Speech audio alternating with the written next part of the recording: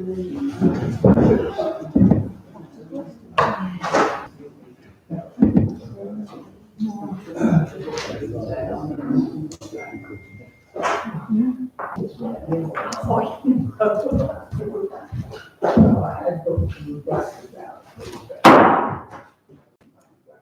everybody.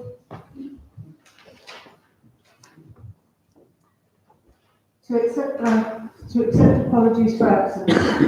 Stan and Sue Helen, Tina Cruz. No declaration of members' personal, prejudicial and disposable pecuniary interest in respect of items on the agenda. Jane? 7.23. All right. I suppose I should declare on that same one as well. To confirm that the minutes of the meeting held on the 11th of February 2020 are a true and accurate record. Everyone happy? Yeah. All those in favour? Thank you. To receive update on matters arising from the minutes of the meeting held on the 11th of February 2020, not already on the agenda. No, I think most things are covered. I haven't, I sent this out via email. I have suggested a meeting tomorrow to look at the market at 2 o'clock tomorrow here. If people are happy with those that said they can make it, go forward with that. And I've got Keith Gilbert, John, Pat, you okay for tomorrow? Les and Beryl at the moment. So I think we need to start, and Dan. Yeah. We need to sort of start talking about the future of the gazebos.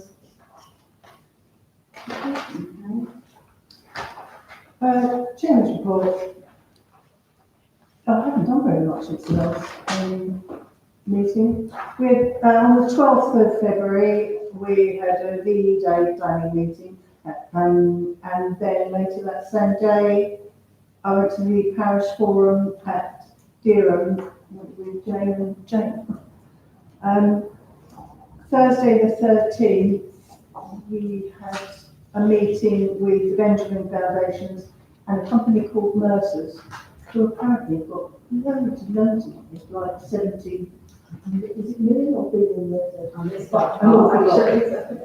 own kind of loads of, I think they started out as a livery company, and they just kind of give money to good causes, but they own loads of properties in central London. That's not really got anything to do with it, but it is. February the 14th, finance meeting. On the 20th, I met with the what are they called? Hay. The player. Yeah, about the player, yeah. And then about the pocket park monies for Bridle Road. And then with the press, and I really wish I had bothered going because the weather was horrendous and it was chucking it down the road and blowing over, barely stand up, and like, I looked like I was almost bald. My hair had gone back so far. Then on Saturday the 22nd, I had the great pleasure of opening Tina Cruz's restaurant, which was really nice. And that's it. One other thing though that we were talking about having lead councillors on various different things, and I'm happy about that, but it won't come up until May. Is it still on there? Yeah. Anyway, maybe I should. No, I'll just do it now. And these are the things that I'm involved in presently.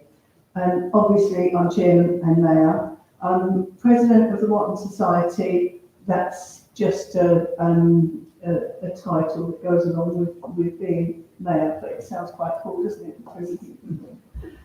Vice chair of Lockmeeting Charity, member of the Charlotte Harvey Trust, member of What I Believe in Need Trust, member of the Watton Medical Practice patient participation group, council representative for the Wayland Chamber of Commerce, council representative for the snack meetings, council representative for Watton Twinning Association, council representative for the Wayland Partnership, member of the Finance Committee, member of the Cemetery Working Group, member of the Neighbourhood Plan Committee, member of the Norfolk ALC Working Party for bus routes for timetables. I just thought I'd let you know what I do. You need to get out more. Oh, I'm quite sad, right? And that's it. Vice Chairman's report. I've not got a lot of this. It seems to have been a very quiet period at the minute. I said the same to Jane today. As Pat said, I attended the meeting on the 12th and then the parish forum on the evening there. Monday the 24th, I attended the funeral of Mr. Jack Prince, a veteran of the Devonshire Regiment. He was previously a Watton resident, who unfortunately died at the age of 102.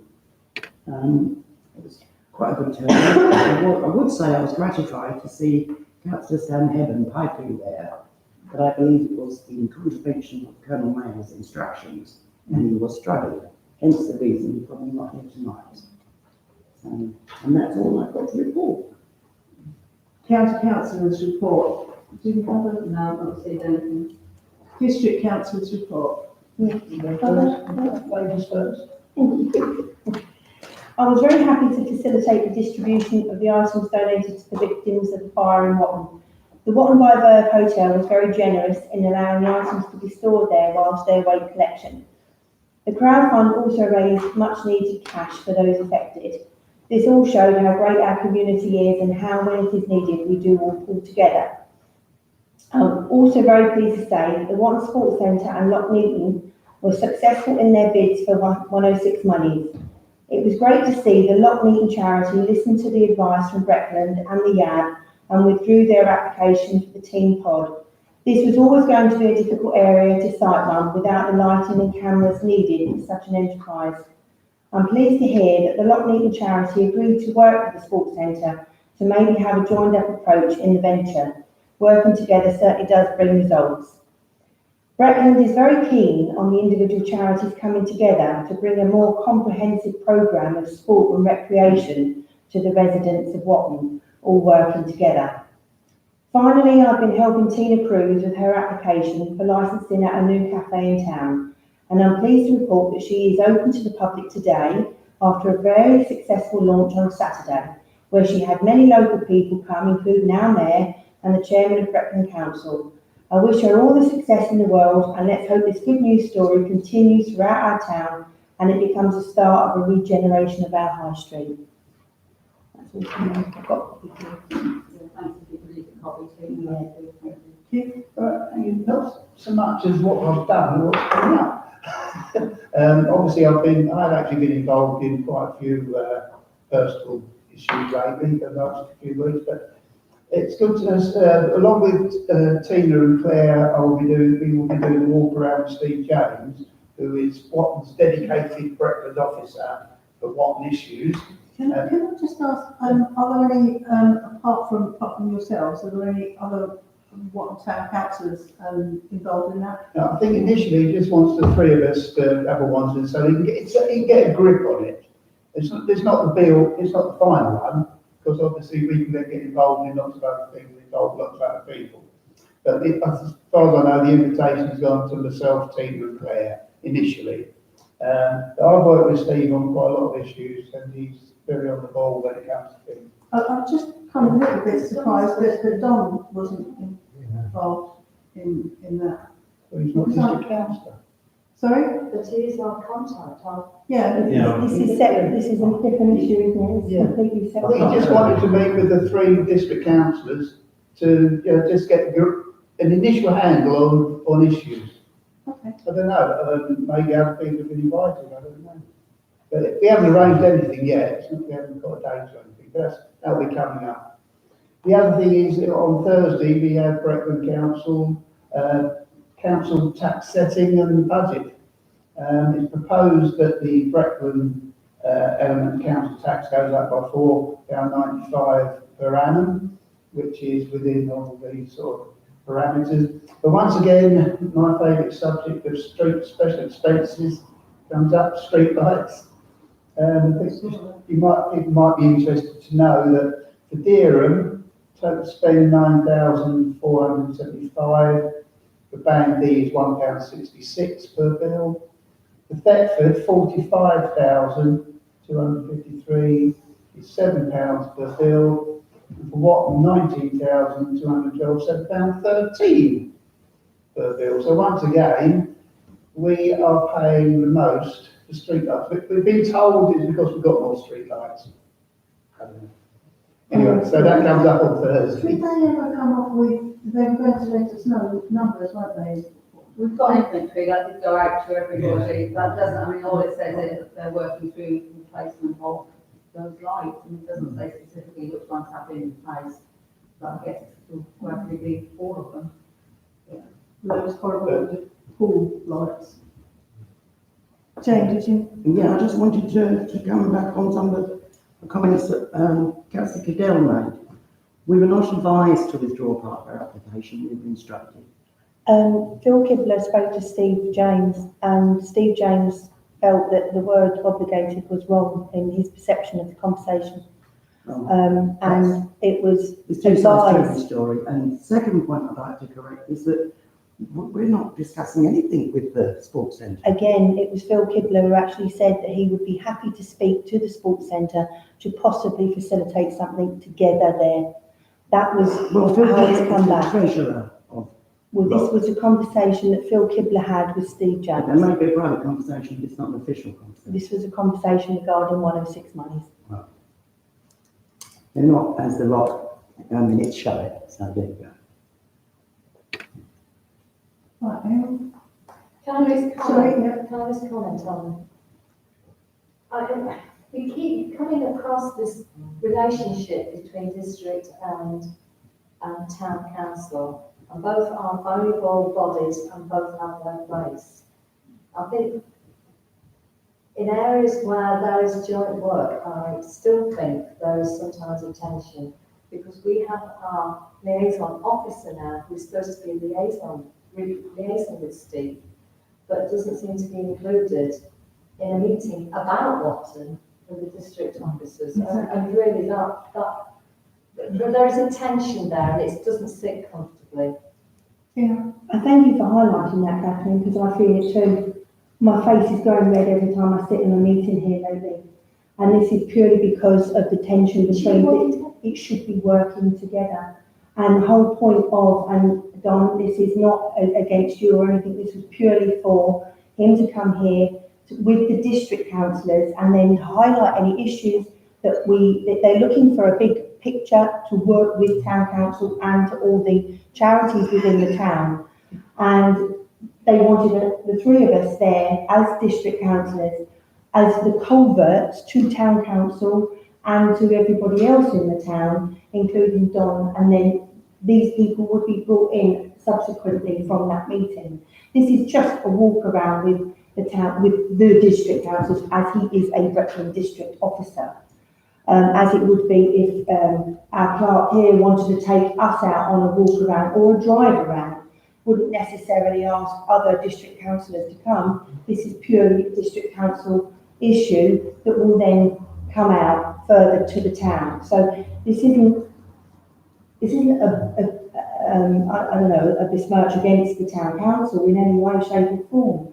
This is just working with his district councillors on his patch, because that's his first port of call, and then it will branch out from there. But you're dead right, Catherine. This animosity between the two has got to stop, because we are here to work together for the town. We cannot forget Perhaps that. you could bring that back to Brecon then, the way it's been. Well, but Brecon do understand this, Pat.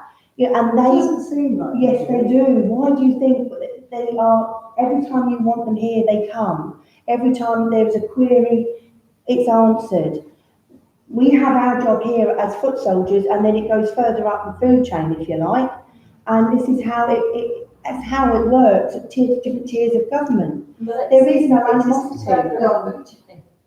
But my understanding, when I spoke to Steve about it, I had a meeting with Steve, Rob Walker came into the room and he'd been allocated Thetford. And I understood from Rob and from Steve that it was a way of working not only with the district councillors, but the idea of having a dedicated officer was so that there would be one person from the town councils or the parish councils that would be there as well, and then be able to Well, feed that information back. We don't know the date yet, do we, Pete? So it might be that you're on the list anyway. And Well, can I say- I'm due to see Steve next week, sorry. No, I'm sure you. I was going to say, Steve has been in touch to say this will take place. Mm. We've not had any invitation to that so far as such. Well, as Donna's We've just been said, made aware of it, so. as Donna's just said, he's having a meeting with Steve James. We're not after that. So, you know, that's just the way it is. You know, we don't all go to all the meetings and we don't get the other one we're not asked. I think it'd be good if the invitation was extended. Yeah. But then we're not asking to go to Donna's Well, meetings. I'll explain. The drainage committee have asked me to ask Steve James certain questions about issues with things which were brought up at the last meeting here. So I'll ask Steve if we can have a meeting just to put those forward and follow up on anything else. Okay, Right. police report, we've got one here, haven't I think, yeah, the newsletter went out to you. Clerk's report, I think I've got a lot more to add than I've already put in the pack. I think most things will come up on the agenda as we go through it. Unless there's anything anyone wants to ask about anything in the pack. I did have an interesting meeting, I have mentioned that in my report, and that was with highways generally and two officers from Brecon at County Hall about the pedestrianisation of Middle Street. And really, it was a very quick, sharp meeting. The highways sound supportive. They will go ahead, and the work is being cushioned by Brecon District Council being well, so actually not the whole works, but the project remit, if you like. So that's all going ahead, but we won't know any more until possibly into the new financial year. But it all sound positive. annual report presentation from you, Sue. Just. You're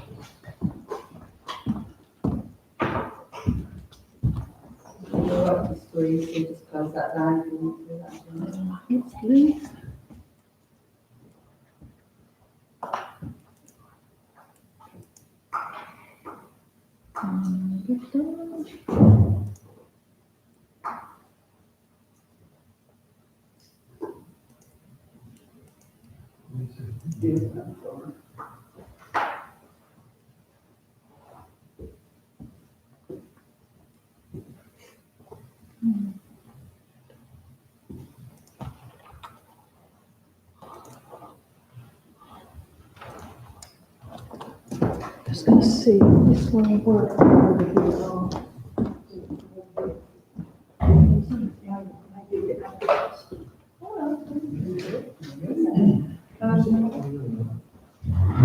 This was suggested as just, it might be helpful just to update you on what I've been doing and also to sort of inform, you know, what you want me to concentrate on in the next 18 months.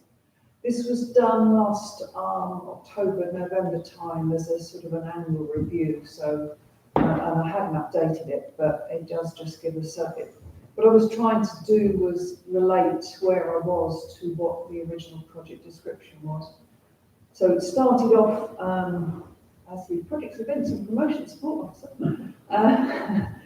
with three main areas, so marketing, promotion, event coordination, and project grant support. That's quite impressive. So marketing and promotion, the key things that were on that original wish list were new events, social media, wider press and media, developing links with partnerships, and creating a communications network strategy for both towns. Marketing and promotion, new and existing events, I've worked, I think you're all pretty much aware of the work that I've done with these. So with both towns, I've done a combination of both. You know, here it's been the festive market and fireworks mostly that I've helped on with the existing events, and then we've also done some new events. So we did fireworks, antiques market at Watton, and there were some new ones at Swaffham as well. Sheep fair in Swaffham was one of these that had been done once, and we very much built on it this last year. None of this is done in isolation, it's all working with the teams and the councillors. Building the use of social media, this was one of the quite, well, I suppose it does take a fair amount of my time, this, and I think it was certainly perhaps with a bit more of a Richard at Swaffham, this is very much one of his favourite things really. And it was also a bit of a gap in the provision for both town councils. So what I did initially was set up these two Facebook pages, well, they're Facebook and Twitter, for what's going on at Watton and Swaffham, and hopefully, I'm sure you both, everybody is absolutely following them and riveted to them.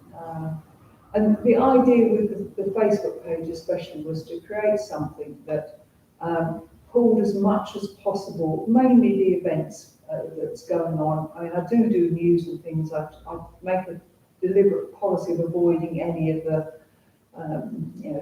griping questions and all that kind of thing. And because these aren't groups, I can control what goes on them. So it just basically means people can post to it, but it has to go through me to get on there. And I'm not getting a whole load of posts that I have to spend forever being an admin on. So on the left there, you've got that. That's basically the sort of the layout of the events section on that Facebook page. And it is what it's, it is just that. It's largely, it's a running list of events, which people are now starting to send me information. I pick up posters from things I can share events. And then once a week, I send out hey, this is what's going on in the town this weekend. And both Watton and Swaffham on Facebook, they're building quite nicely. That graphic's slightly out of date, but both towns are now over 1,000 followers, which is quite decent, and they are continuing to build. And you can see it's quite a nice steady progression, and they're keeping going. They haven't stopped yet.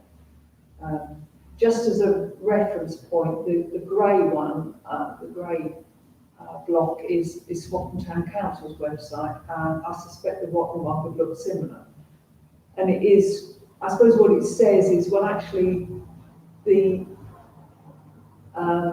what's going on sites are attracting people. They are, and the numbers on it are building, whereas the town council websites, which are what they are, but unless they're not improved, numbers aren't going up. So in a sense, I suppose I'm saying, well, this must be doing something that's being used by people. I've got the same, what was it? Oh, yeah. The same on Twitter, but Twitter is, the numbers are much lower, especially in Watton actually. Swaffham are a bit keener on Twitter than Swaffham. It's a different beast. It's much more of this is what's happening now, that, I'm out here on the street, this is what the current, it doesn't really fit the model of what we were trying to do in terms of promoting events and things. And also it's much more of a time user. I haven't really got the time to keep that one building to put the effort in that you'd need to make that one build. We did try doing a Swaffham hour for a month or two, again, just trying to get everybody in the town on Twitter, making a bit of a buzz, but again, we just haven't got the time to really make that work. So I leave Twitter more or less ticking over. I don't really do too much on it. Press and media, the wider stuff, I mean, obviously, Watton Swaffham Times is maybe not the greatest thing in the world, but they do pick stuff up. If you feed it to them, they will use it. They're generally pretty useful, so long as you give them the information and the pictures. We've not done badly with Radio Norfolk either. I mean, it was last year now, but we did have them radio at both the Christmas events in the year, not this last one, the one before. So we've not done too badly with that as well, but and I try to make sure that if we're doing an event, it gets covered before and after, so we get the most publicity we can out of whatever we're doing. And then, in terms of developing links with partnerships and community groups, my general week, I try to spend half a day at Iceni and half a day at the Wayland. I'm doing my normal work while I'm there, but it does mean that I keep in touch with people. And I mean, it was really useful when Don was there, but you know, I especially particularly I see partly because Don used to be there, and now you've got people there who are really helpful, and you know, I can often ask questions and get answers and tips and contacts and things. So that is quite useful for me. Wayland, for a while there, wasn't so useful, but they really are beginning to get themselves back on their feet now. So I have been, for a long time I didn't go down there just because of what it really didn't work, but I have been again lately just to keep that link going, and it's quite useful. And I haven't done a lot, but I've done a few things with others, so the market stalls, obviously, the WI for last Norfolk Day, the Oaklands projects at Swaffham, which will come up again in a minute, that was working with the Rotary Club. And I did a little Hareton's Trail at the beginning of the summer holiday last year with some of the high street businesses here in Watton, which also really worked reasonably well. So in terms of marketing and promotion, I guess it's whether what my focus for the next 18 months should be. My reading was carrying on with the promotion of new and existing events. The red ones are possible extras. So there's been the on-site promotion of signage for events in both towns. We do a fair number of events, and it's not easy in either town. If you want, you've got 5 banners, and it's always a kind of head-scratching session of where can we put them and where can we get permission, and will the highways take them down? Question is whether it's worth me spending some time trying to actually come up with some more official, shall we say, positions for banners and things around both towns. That also is then a question of, well, how widely do you want to promote things? So there's quite a few issues in there. Do we want any paper promotional material? Still, there is an argument that that's still useful. Carrying on building the social media, I think. Build the use of the web for events and community. Again, okay, not everybody who uses Facebook, but a lot of people will search the web for things.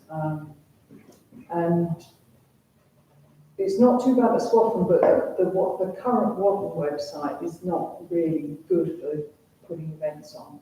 And I know it's probably coming up for review, and I think that's something to really think about. Because for argument's sake, the Swaffham website isn't rocket science, but you can quite easily put an event on, and then people can register to have an email reminder of what events are coming up. So it's quite a simple system, and that runs in parallel with the work on Facebook, so it works quite well. And I think it certainly would be useful. Is that your website that you're talking No, about? no, that's the Scotland Council website. It's on a different host to ours. I did work with Michelle to try and do it on ours, but it just doesn't really work. It's not. And that's something I think we've got to investigate. It's on the list. Go with our website. That's something we need to So hopefully on the back of that, that can be addressed. In the wider press and advertising, yes, I'll carry on. The links with partnerships and community groups, yeah, I'll carry on making the best of them as they come up. To be honest, I'm not even sure quite what creative communications network strategy for both towns was. Certainly haven't done it. So if somebody wants to tell me what that is, I might be able to do it. I think it's all been well. Yeah. Event coordination, again, these were the objectives that were in the original spec, which were 3 new events per town per year, support the delivery of existing events, explore the possibility of a joint event for Watton and Swaffham, and explore the possibility of a cross-Brecon event.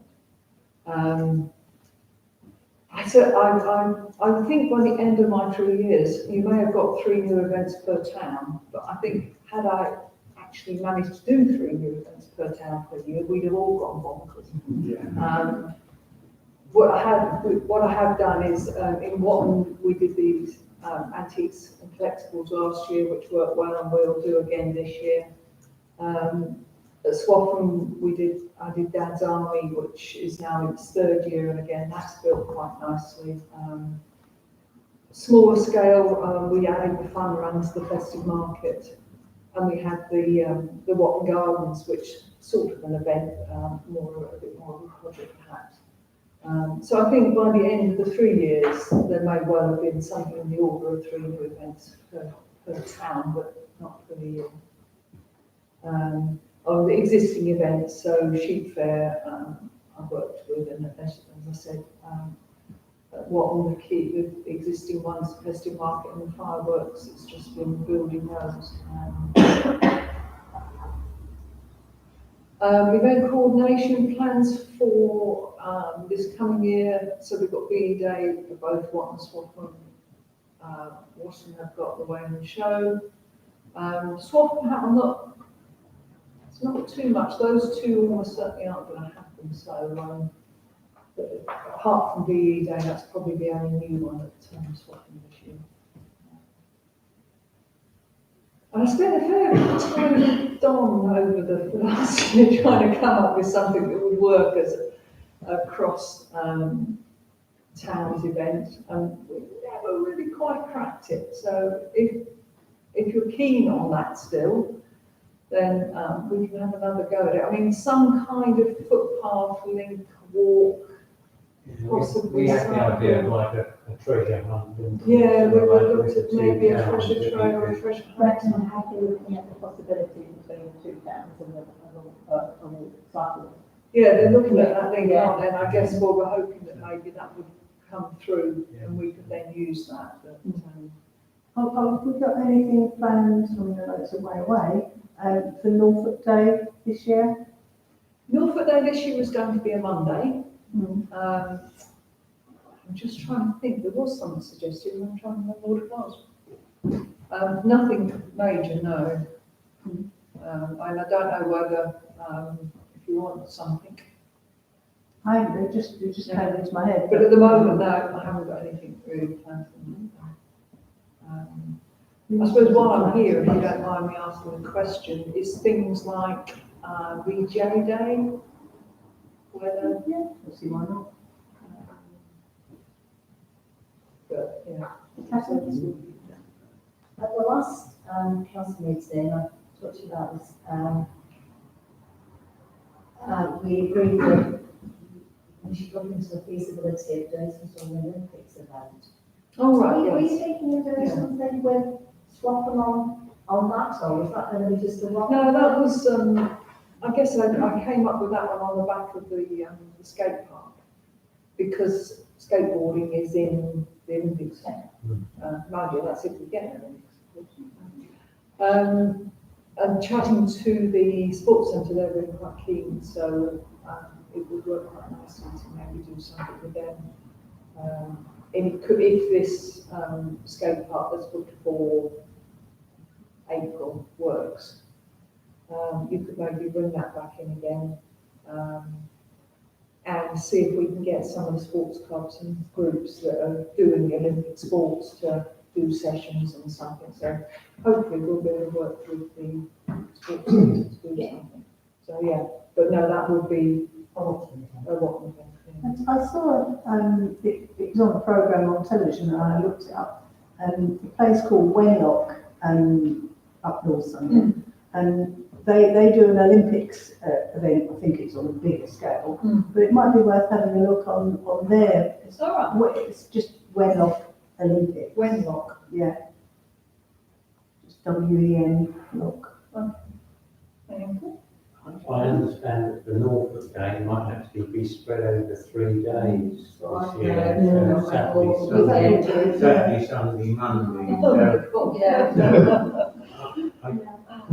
I guess it's if everything's on one day, these daily press who sort of sponsor it or promote it can only put in so much if it's just on one day. If it's spread over 3 days, they can have it in the Saturday edition, Monday Perhaps edition. we'll find out what other towns are doing. Well, if anybody has any ideas for that one, just let me know.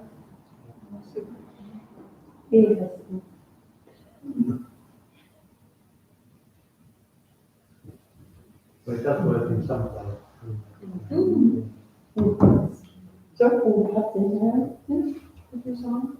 think it might have been mentioned before, but I think the idea of a food festival with the different elements of European community that we have, different, different areas around the world that are living here, and to have like a food festival community event, even maybe music from the. There are It's a probably been couple mentioned of- lots of times. Yeah, we tried it, was it last year before? Well, yeah, there are a couple And of at problems every with that. turn, we got smacked down by that.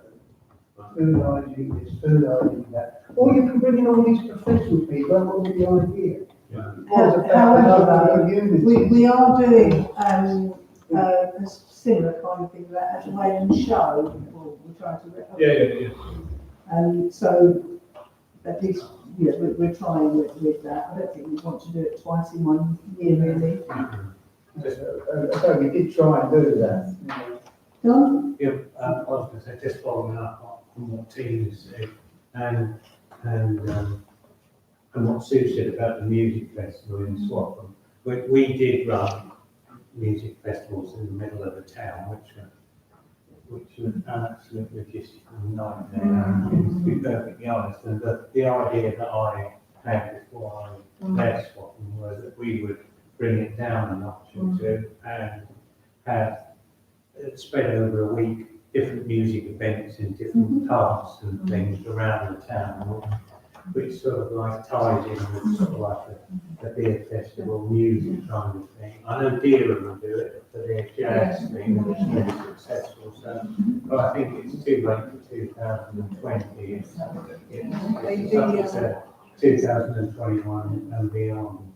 The Swaffham pubs did have a moderately serious look at that, but they just couldn't get the take up from the pubs, basically. They were, the White Lion was quite hard skiing, but nobody else was really picking up. I have got a music promoter that Yeah. works in Deerham that is keen on Like I say, it's I'm doing moderate it. there, isn't it? He would find the acts to have a different.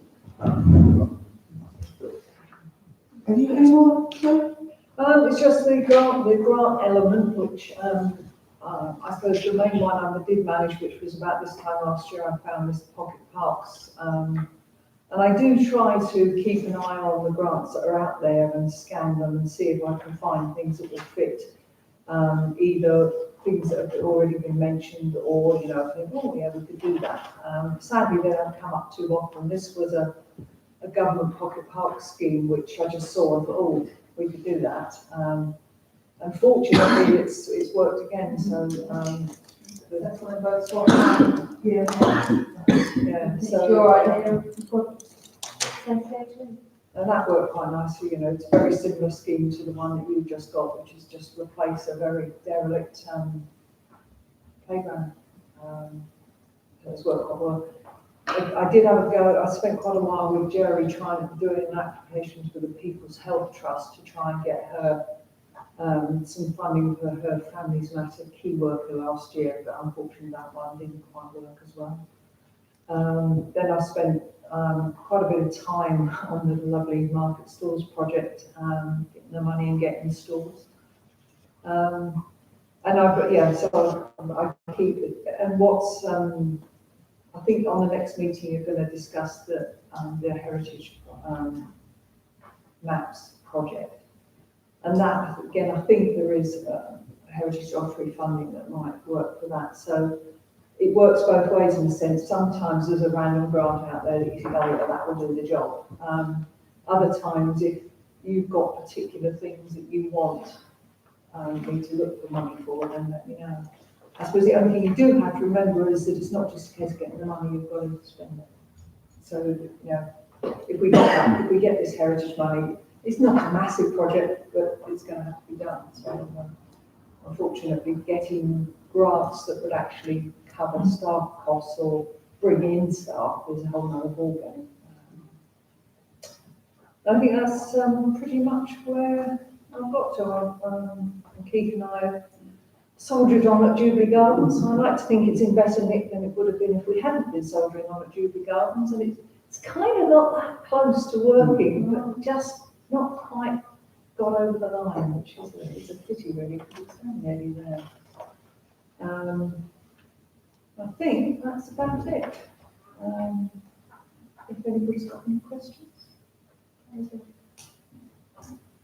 No. And if you, when you've had a chance to sort of ponder it, if you want to let me know if you're, I guess my assumption, unless told otherwise, I will carry on doing pretty much the same. So if you want me to sort of shift focus or whatever, let me know.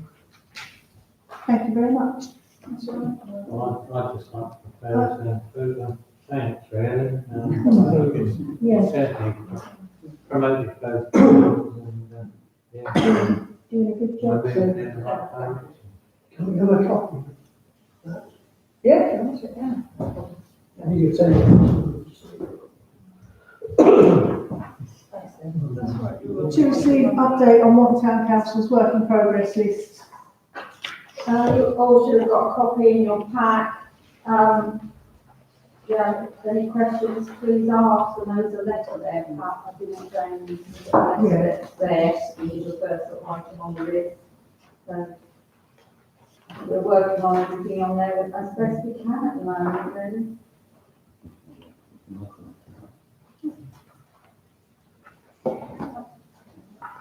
Catherine, sorry. I've actually talked to Jane about this. It's on page 4 of the work in progress, and it's to do with the money for the Benjamin Foundation, and it actually should say, Jane was making a point that we're spending this money, which is that it's all to do with helping youth and so on, but the Benjamin Foundation money, technically, because it was an application made according to our rules, that money comes out of the SIP. It's not out of the £15,000 that's set aside, it is out of the SIP, because that is according to our rules when you make an application for a donation. So it's just a fine point, but it's a non-point point. It's fine, we'll tweet that, I can see what you're saying, and how it makes it to be, no problem. Sorry? Oh, sorry, that's right. The market closure, the Middle Street closure, can the market be moved there? Yeah, or not? Well, that came up, the meeting I went to at County Hall, and so they wouldn't say, yes, it can happen just like that, but they are looking at it, and they will do, I think, what they can as quickly as they can. But that could well be into the new financial year. Yeah, it won't be overnight. No. Tina? Yeah, I'm just, can you explain the first one on the work in progress, about the letter to Brecon Council? I don't understand why that was done. It was a decision that was made at the last council meeting. I wasn't at the last council meeting, so I didn't understand it. But I think, as it says, there's not parity between the approach rate and. On what application? The application for the lot and the application for what Newton, they're the two that were questioned. Can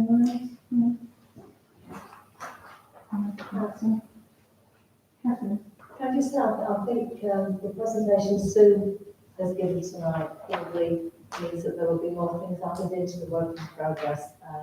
But that's coloured in red or yellow, which gives a more visual Yeah. to the work that these schools have put in. Finance. To approve payments for February 2020. Have you all got a copy?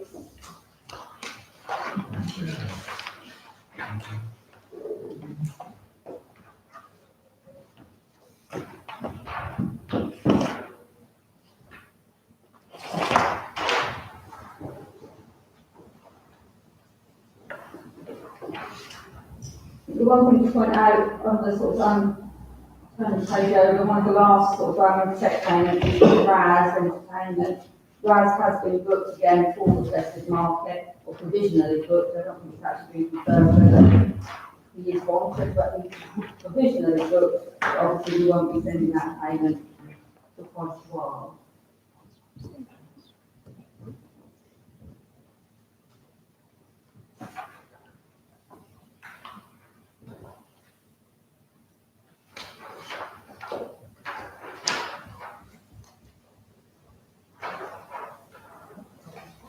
Is everyone happy with that? Yeah.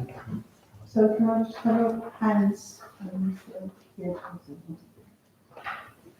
To note draft finance committee meetings from the meeting held on 14th of February 2020 and consider any recommendations made. Catherine? Can I just say that the meeting of the finance committee was started by a presentation from district officers about how the process of the S106 money is done. And it was very interesting. I think we were grateful to have that explanation. One of the things that we did have some concern about, and I hadn't realised, was when an application for 106 to be submitted, part of the process is that the district councils ask for opinion, and also 2 of the town councils.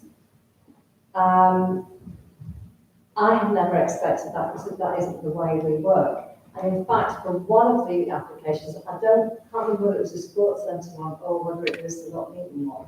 It turned out that I and Jane had been 2 of the people who were contacted as local councillors. Well, because that's not the way we operate, I'm not consciously seen this email, because as far as I was concerned, we discussed that sort of thing here. And that's what we actually told them at the meeting, that that's actually contrary to the way we actually operate at Watton, that if there is a question to ask town councillors, you ask for the town council, and we have a collective approach to that sort of thing, not an individual approach.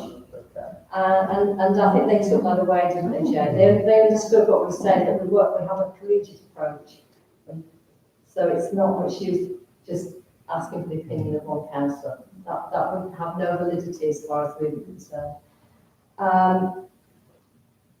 just add to that? The title that they sent it out as an email wasn't an obvious thing either, was it? That we want your opinions on such and such. It was like, I can't remember what the title was, but when she read it out, I thought, well, I'll probably think that was junk mail or something. Well, to be honest, having had the presentation, I did go back and look through all the mail, and I did find the email that she was talking about, but I just dismissed it as something that we'd be talking about at council. I didn't realise it was for me. So I dismissed it. So that was interesting and quite helpful.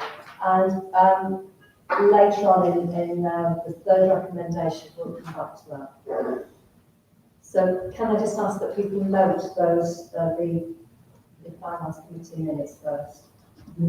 Yeah, but they also said, and it's something that they do now as a matter of course that they did not do before, was send it also to the district councillors.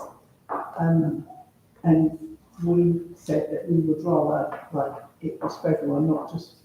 I thought it would come out to everybody, to be honest. I thought it, because we discuss it at town council for the Watton Sports Centre and not We did afterwards, Tina. Oh yeah, I did like it went out to individuals. Yeah. I think that's the thing, it comes to me as clerk and I pass it on. I've been told that they asked the town council collectively.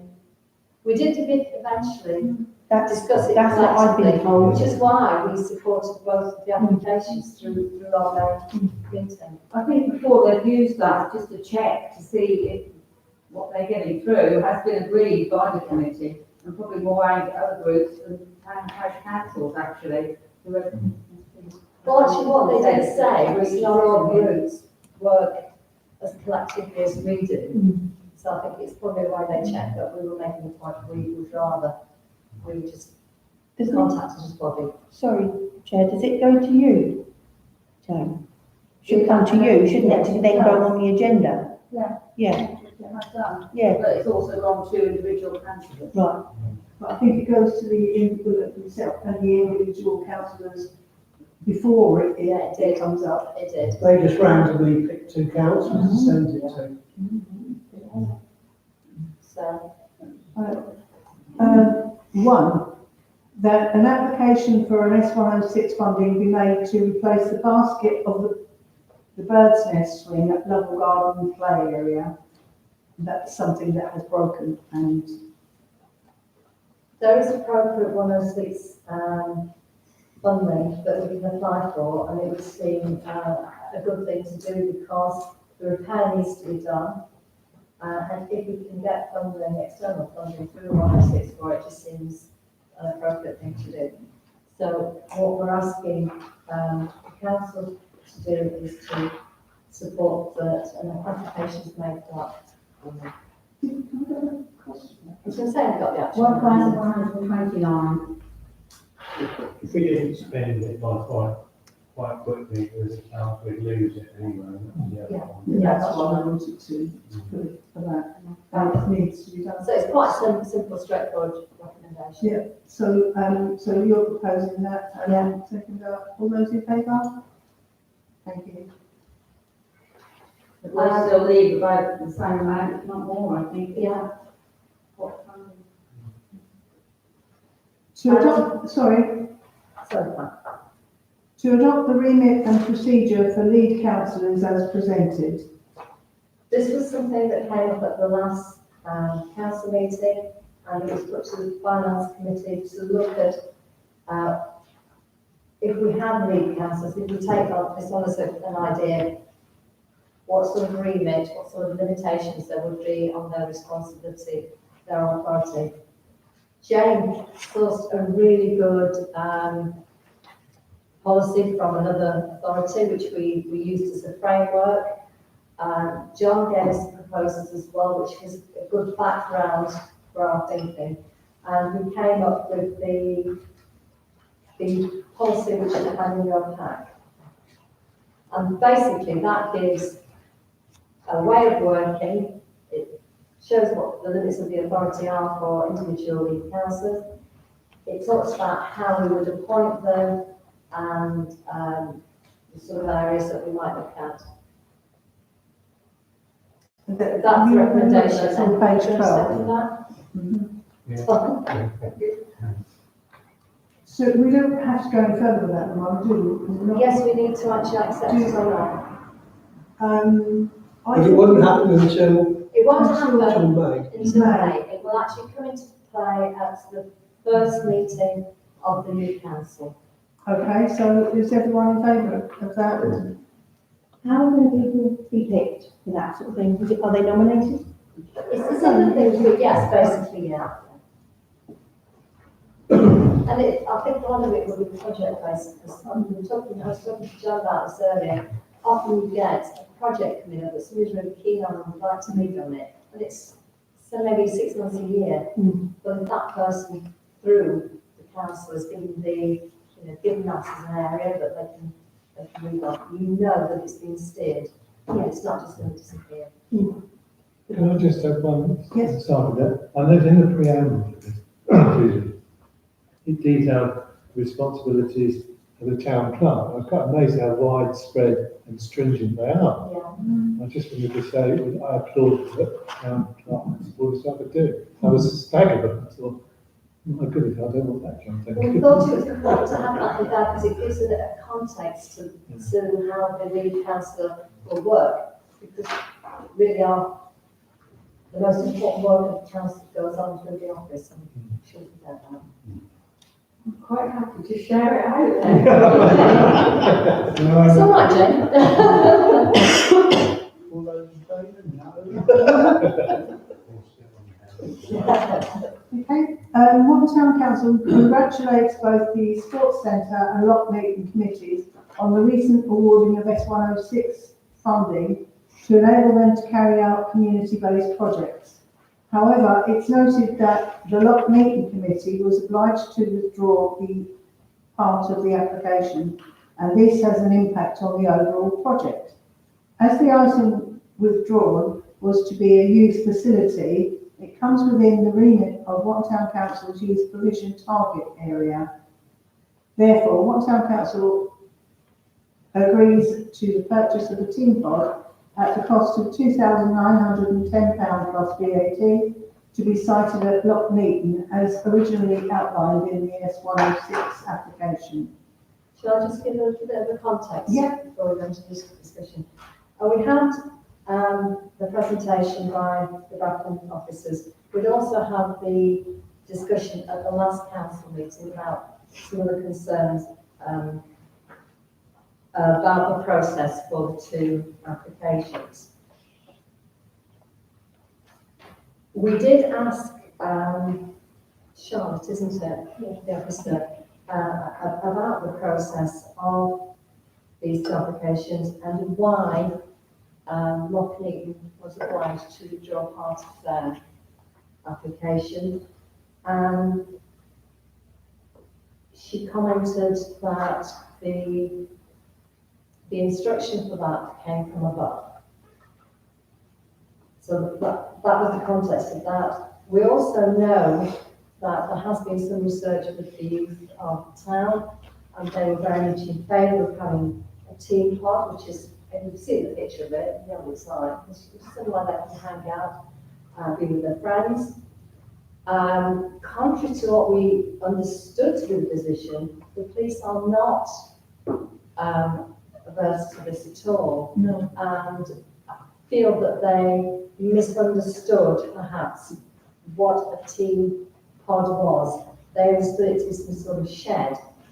So the police are not averse to having this structure, and we felt it would make sense if we could purchase the team pod on their behalf so that Loch Neaton could finish the project properly. Tina? Firstly, can I just say for protocol purposes, I think the two of you should not be in part of this as having an interest in this and being chairman and vice chairman of the Loch Meeting committee. As is done in the past, we have to step outside the room while the discussions are taking place. Sam did when there was something that we had up here before and he had an interest in. That's my first point. The second point, I've got an actual email here from Michelle Bibby to say that she would like to confirm that the YAP spoke to 50 plus youth people regarding a teen shelter. They asked for a different location as none of them felt safe at the Loch location. They said it was out of town and dark. They suggested the youth centre field would be perfect, particularly due to the location.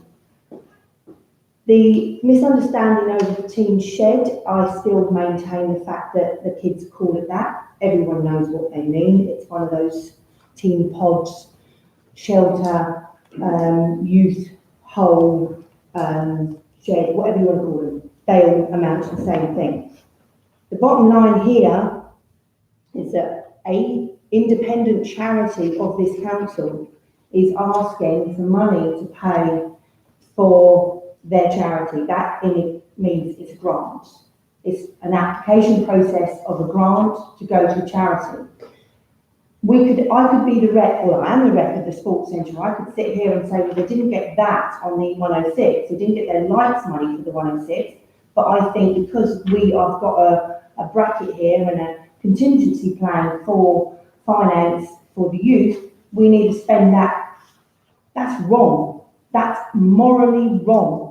That this council is, you two, as chair and vice chair of the Loch, are going through the back door to get money from this council. That is morally wrong, if not illegal again. And I state that again. Looking at that, that is wrong. Ask for a grant. Okay, Catherine, did I ask you? No, can I make a comment? Yeah. I think you need to be careful what you say, because what you're saying is slanderous about people. Now, let me tell you something. You sent emails to the police and you misconstructed what was actually happening. Now, we know that, and you admitted that at the time. You have sat here in these meetings and you have supported money for the sports centre. You haven't left the room, so don't go on about other people leaving the room. As long as they declare their interest in the first place, that's fine. And they're allowed to do that, and that's within the regulations. Now, the next thing is, nobody's asked for any money. It was the Chair of Finance's suggestion that that money be given. So there's been no request whatsoever. And I find it very interesting that when we spoke to these two people from the 106 department, etc., and the head of planning was there, he was there, the head of a property, is he? I'm not sure he is. We asked the young lady, could you tell us why, where had it fallen down? What criteria did it not meet? And he said to her, well, what happened? And she said, I was instructed from on high to put it. Now that makes me think there was some, either small p or big P, political decisions for it. Fine, that's what goes on in this world, and we all know. But we are the town council. We can decide what we want to do with our money. And if we decide, nobody's asked for it, we decide we want to give it for something like that, that matches the criteria we have for youth provision. I know from what I've heard before from those at the lot meeting, they've asked the kids who hung around there what they wanted, and they told them. Then we're perfectly within our rights to propose spending our money on something, providing it meets the criteria of what we set the budget for. And I think that's perfectly clear. So are you making I'm making a proposal, yes. second? All those in favour? Can I have a recorded vote, please? Yes, please. Can I just remind people here that this is against the wishes of, this isn't political at all. It's come from on high within Breckland because they've been down there in the dark to see how safe it was. They would rather see Why this would they go down there in the dark? because it's public money going for something that they consider unsafe for the youth of our town. Why would And they I go back in that there in up. the dark? To check where it's going, whether there's lighting there, whether it's actually visible. Why would the children be going there in the dark? Because it's a teen pod. That's where they hang out. So if it wasn't there, they wouldn't go They there? hang out down there now. You Chair, know I've that, asked and for a it's recorded unsafe. vote. We asked her if you move to the vote, please. Okay. This council has got to be mindful that we have a duty of care to protect our youth. John? I mean, we're just. Can we go round all the list, do you mind? Oh, yeah, sure. So I've got Peter Bishop first, 4. Darrell Bunning, 4. John, 4. Jane, 4. Keith Gilbert, 4. Keith Prince, Can I abstain on that one? Dawn, 4. Tina, Against. Catherine, 4. Les, I'd like to abstain from that one. Pat, 4. Is everybody tonight? No. Oh, sorry, no, you're not, sorry. Sorry, Richard, you're not on my list. Sorry. 4. Okay. Well, it's carried.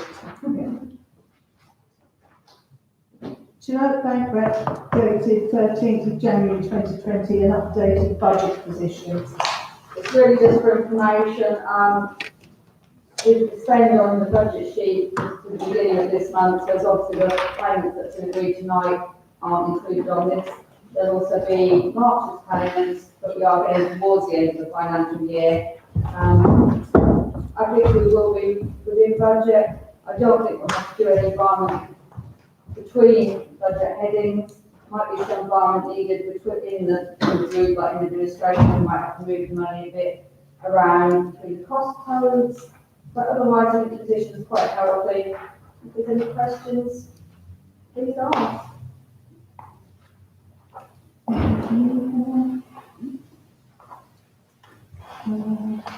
To accept revised grave digging contract. Chair, we've been sent the contract out. I mean, had the contract before in words, not actually in writing, in any shape or form. TTSL now have produced a written document. It does put the costs up slightly from what they are currently, but they will go up until the 1st of March. We made a decision some time ago that they would be our preferred contractor for that, and therefore I would propose we accept the contract. I'll second that. Oh, sorry, Beryl. I just think we should throw out 2 others to put in their writing. So For other grave diggers to put their words into writing, and then we have something to compare. We're taking it on one person. We're not. I think the problem was before, I don't object to doing that, Beryl. I think you understand trying to get someone if people didn't want to put in for it, but I'm quite happy to withdraw that and defer it and ask the clerk to approach anybody else who's got space. Anybody else who is qualified. Yeah, to carry out. they've got to meet the criteria Yeah. of what he has got. Yeah. You know. No problem. Is it going to be a time on that? Well, currently he's our preferred contractor anyway, full stop. But if we're throwing it open, I feel we should be able to look at others' quotes. Okay. It can still come out on top. We'll see how it goes. You don't want to do that one? No, but he will carry on for the time being until such time. It's just the fact he said, here's a contract and I'm going to put my prices up from the 1st of March, 1st of April. Well, On the 1st of March. is it 1st of March? So we do need to make a decision whether we accept. But I mean, the thing is, that he put his costs up, We haven't got anybody else. And if you remember, we said he had to act. We told all the other funeral directors, he was the only person who could act on our behalf. So we've got time, Beryl, even if it took 6 months. I just think that we should open it up to others. We don't know who's starting up out there, who may come into the area with credentials. Yeah.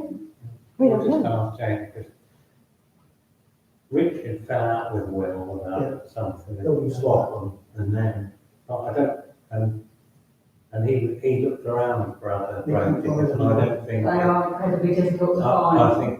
think bridges were built, mended up. But we'll do what Beryl suggests, and if we can't get anyone, can we? But at least we've gone through the process. Right. Okay, so Can can I we just make? ask that, does that mean we keep? Well, he is the preferred contractor at the present moment, and I propose in the pro tem, we accept the increase in cost. Well, we've got to, he's going to say he's going to charge that. But we have to be able to tell the other undertakers. Okay. Tell them that We have to, make all we're doing now, all I'm suggesting is that we agree the increase in.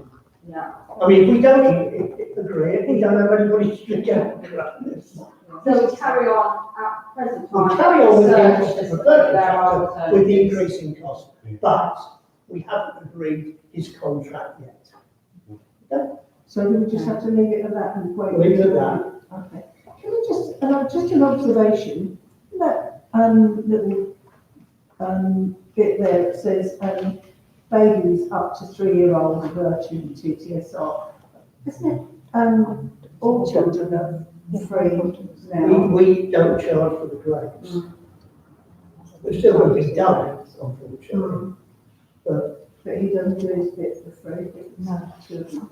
business, Charge. an undertaker still charge. For some, Well, yeah. I can't, I should say. To discuss replacement of LED lights within the town. I hate them so. Declared interest. Well, Liz was talking about them, the last, She's got a thing there, she's written in. all right, so, I mean, Jane, Yeah, I asked this down the agenda, following on from what Liz had brought up at the regular plan. I drove around one night, I can look at the streets to see where they've been changed. And along that road towards East Road, there's a few down there been changed. And it is so dark, it's unreal. And whilst I totally support the sustainability element of this, and I can see where they're coming from, also Jane did write to West Tech to get a view from them as to, is this a common problem, what's happening? And apparently it's all to do with the dark skies policy. Now I know this came some years ago, and something we did work in planning, but that can be resolved by hooding the lights. It doesn't necessarily have to be LED lights, and they do better LED lights than they literally change them, and you've just got, I mean, I tried to photograph them to give you an example, and it's impossible, they are so dim, and all you've got is like a tiny little pool of light and a huge dark bit, then the next light. So if you're walking along there and you've got a high wall or a hedge next to you, it's really unnerving. And I think I would actually support what Liz says, is that she now drives everywhere because she can't drive out of her road. And that would be me as well. I've been driven down there now. I walk most places and I wouldn't walk down. And if they're going to continue to do that, we've got like the law of unintended consequences going on here. It's supposed to be sustainable.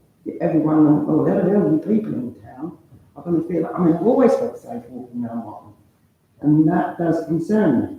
I'm just wondering, especially as we do pay the highest street lighting bill in the district, is it something that we could perhaps ask some, or approach the district to see what is going on? Could they rethink the way that the lights are pulled or something?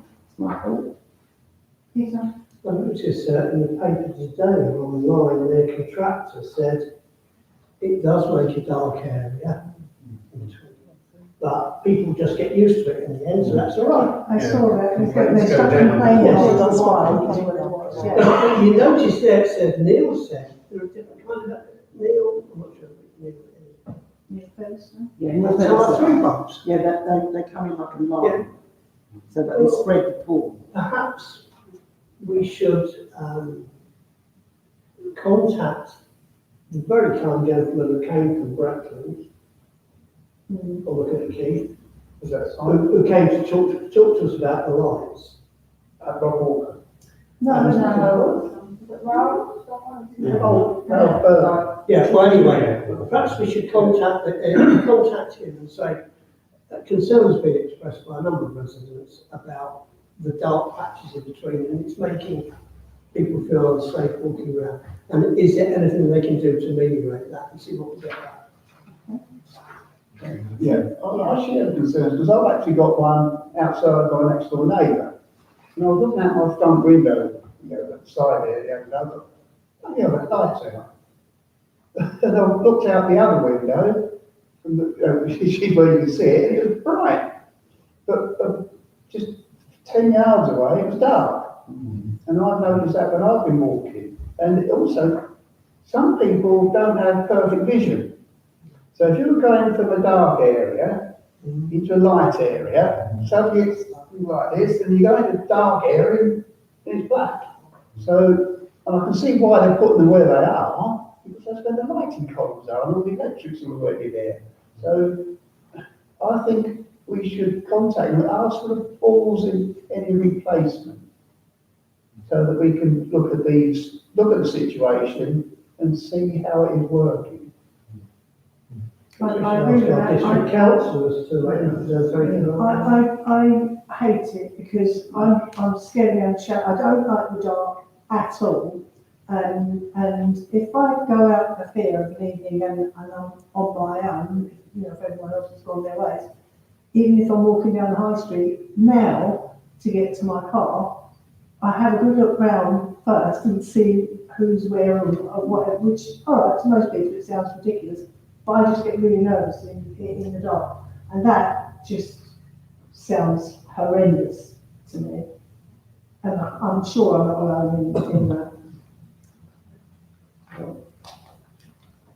That's very sort of unnerving when you've got a couple of foreign hooded blokes behind you as well. Yeah, I mean, I'm sure Really? it's fine, but, you know, it just But they makes you sort of, feel. it's dark, it's not good. John, Lily.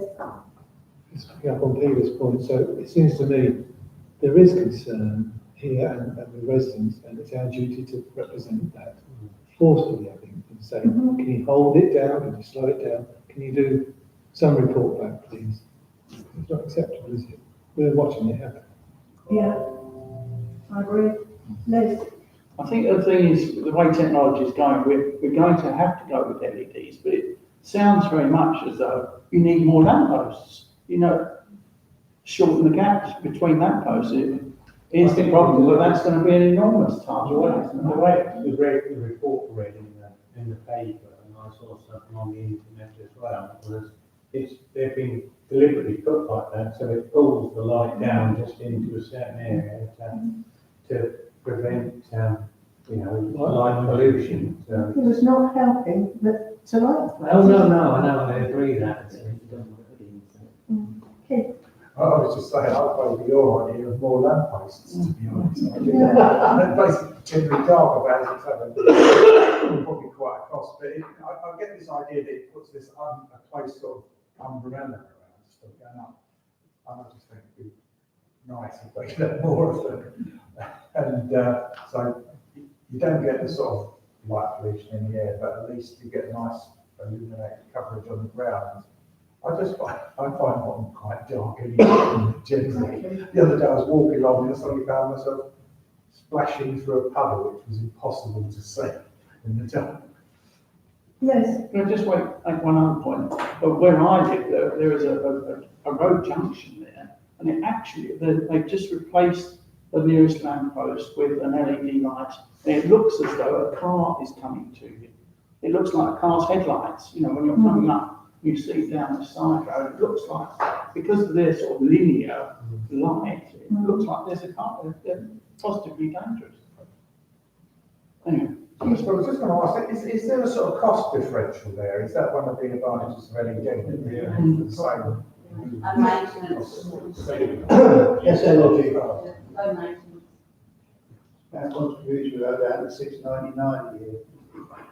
Yeah. Oh, yeah. Recommendation. Can I just ask, are we actually asking them for Reports. a report? Yeah, for a report.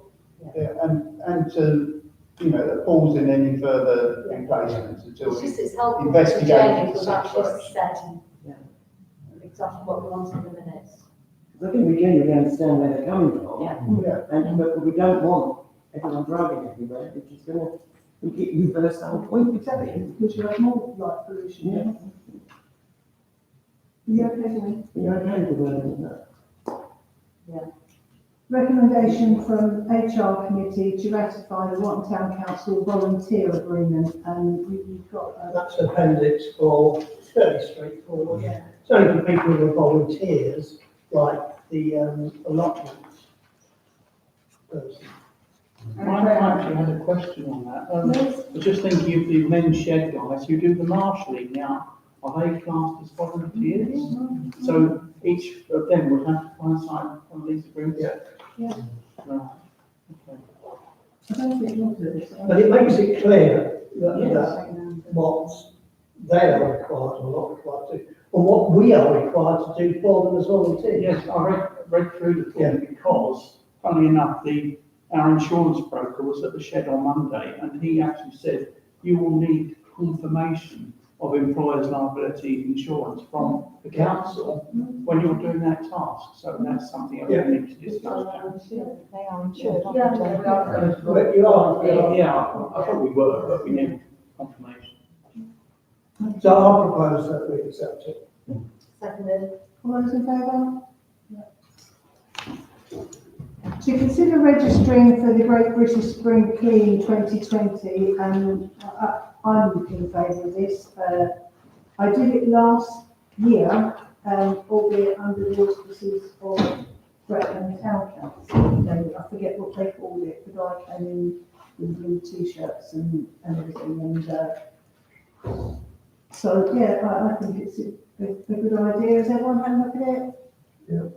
And I think if we do go with it, we perhaps ought to pick a couple of days, and we've got long to think about that, but we just put a couple of days where we do get together, and Pat and I thought High Street and Bridle Road perhaps, just to push the pocket parks application a bit more, and do the sort of bits at the back which aren't perhaps done by the council. So do we advertise this and try and get people from the town to? Jane? I just to say, can we liaise with the litter picking groups that already exist? Yeah, On no that reason why sense, we'll not. get them all at the same time. Yes, Yeah, that's what I was going to say. Thank you. Generally, we get people from around town. of course, yeah, I mean, I don't envisage just us doing it, although, to be honest, when you've got a few people and you're wandering around, it doesn't really take that long. It's amazing how much you can pick up in a short space of time. Wrexham Council brings in that machine as well, isn't it? Yeah, That's yeah, like some weekly Double stuff. machine thing, yeah. But we'll make Oh, it's it's called something like that. So do we have to register? Are you, yeah, have to do that, yeah. to agree a date for MPS consultant Alan Wright to attend the future council meeting to consider location for a flagpole. Yeah, this just, I think I mentioned it in my report last time, Alan came out and doesn't hold much hope of getting anything very cheaply on the clock tower or this building, which would be a very expensive project, and he didn't feel either were the best locations. He has ideas for elsewhere. Instead of coming up with a written report to say, I don't think the clock tower is a good location, he's willing to come and talk to the council and put some ideas to you. So that's just his offer. He would rather do a daytime rather than an evening, but over to you, really. I think it's very good of you to flag that up. But I think you can't expect him to come out in the evening. If you like to come during the day, I think you give us a date. Those who can make it, and then they can take a recommendation back to council. Okay. Or as it would be, is there an incurred cost, could it be a finance committee, or That will be afterwards, wouldn't it? We can go to finance committee after, just as a general meeting, just run that. I think we better move on now. We've already gone to any more. Yeah. All those in favour? Thank you. To renew the Limmore unit lease, I think we can't have to go. This is really, we're on a rolling sort of annual renewal at the moment. I don't think there's a lot of benefit in us going for what they've suggested, which is a 6-year lease with 3-year review. I guess we'll get the £6,000 that we're paying now for the next 3 years. Catherine? I mean, this is something that we've talked about in the council, and we've talked about at finance committee. We've looked at other options like going to the Charlotte Harvey premises, moving into there. And after thinking about what we've got at Limmore and how we could improve it, it did seem the best option to us really to actually stick with the lock that we've got, and to actually try and sort into some sort of agreement for at least a 3-year period, and then actually look to see what Alex needs in there to improve its usability. Yeah, so that's the proposal. Yeah. Second one? All those in favour?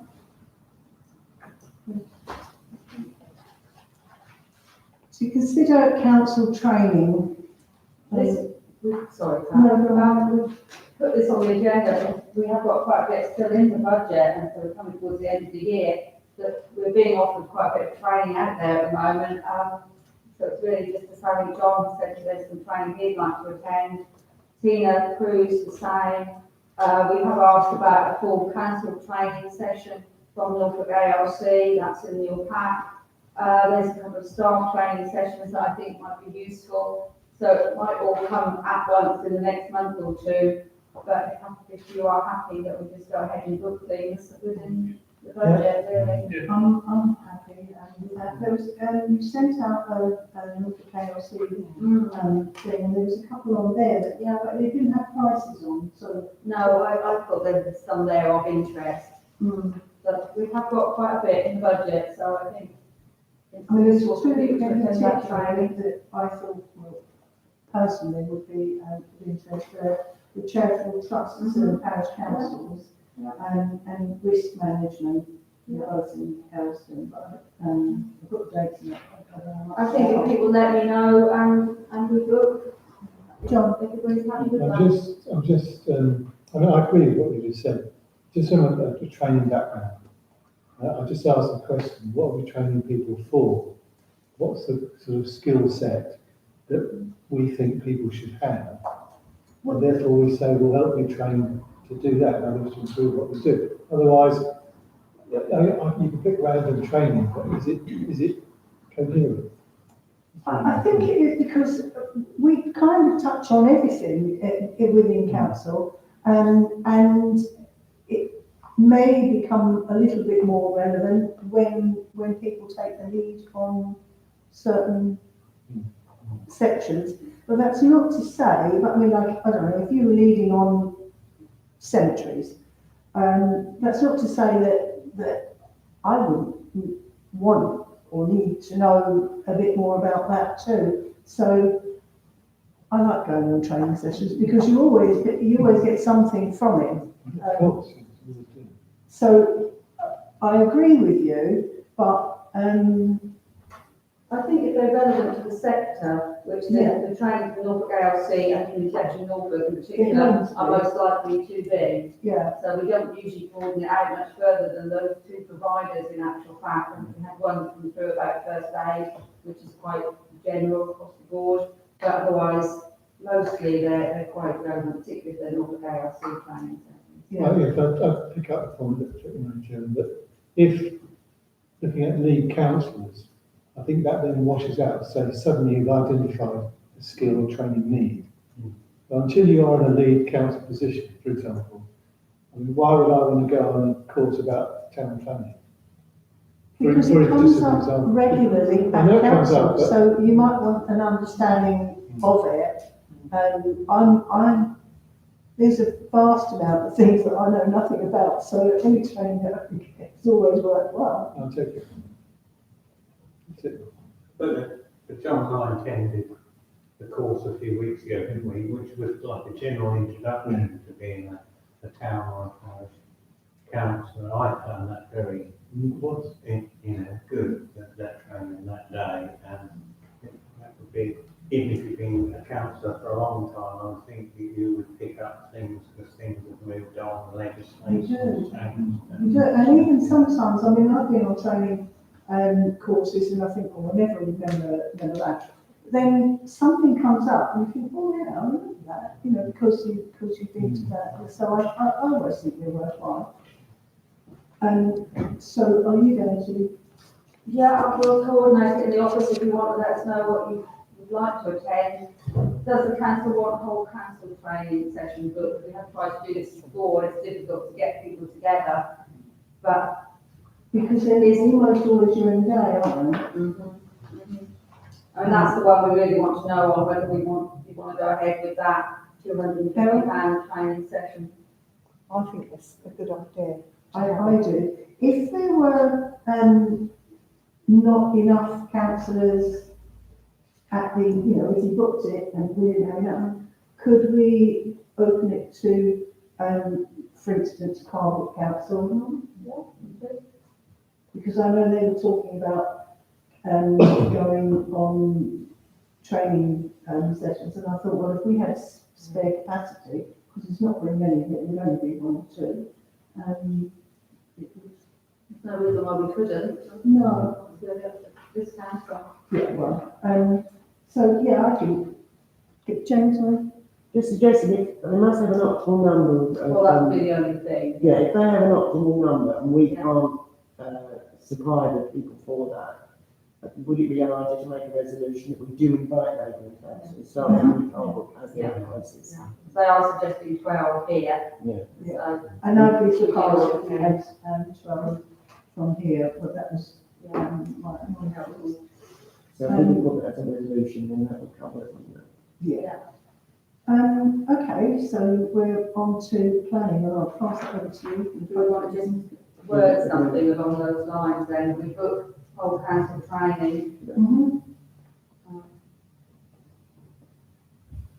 and look at places in neighbouring parishes.